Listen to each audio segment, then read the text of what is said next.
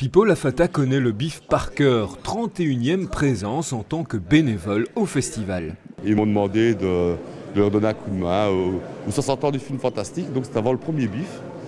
Et puis le virus est rentré, depuis lors je suis toujours présent. Pipo a même transformé le bif en une histoire de famille en commençant par embrigader son cousin Pépino. Je suis arrivé ici par mon cousin Pipo qui disait justement toi tu aimes bien le cinéma, on a besoin de bénévoles. Pipo et Pépino, c'est donc près de 60 éditions du festival à eux deux. Cette passion s'est propagée à toute la famille, la tante, mais aussi les enfants de Pipo, devenus bénévoles eux aussi. Ils ont toujours dit quand je serai grand, je viendrai aussi avec toi voir les films. Et ils sont venus voir, je dis vous voulez voir les films, il faut participer, aider les organisations. Il y a une chouette ambiance, on est en famille, on se connaît tous, que ce soit au niveau des bénévoles, au niveau des abonnés, même certaines personnes du public, on les revoit chaque année, et l'organisation, on les connaît tous. C'est vraiment un endroit amusant et puis bon, même si on est bénévole, on a quand même bien, on s'amuse bien entre nous, il y a une chouette ambiance qu'on ne trouve nulle part ailleurs. Être bénévole, ce n'est pas qu'une partie de plaisir, les tâches sont simples mais importantes. Canaliser le public, aider le public,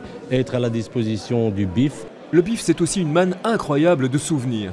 L'arrivée de Besson, l'arrivée de Van Damme, enfin les grands, enfin, je parle de ceux-là parce que c'est les plus récents, mais des vieux acteurs comme Oliver Reeve, comme Ringo Starr, c'est chaque fois des événements. Quant à la relève familiale, les organisateurs du bif ne doivent pas s'inquiéter. Vous pensez que vos petits-enfants seront aussi bénévoles au bif? Bien sûr. J'espère bien. Bien sûr. Ils n'auront pas le choix. On espère bien.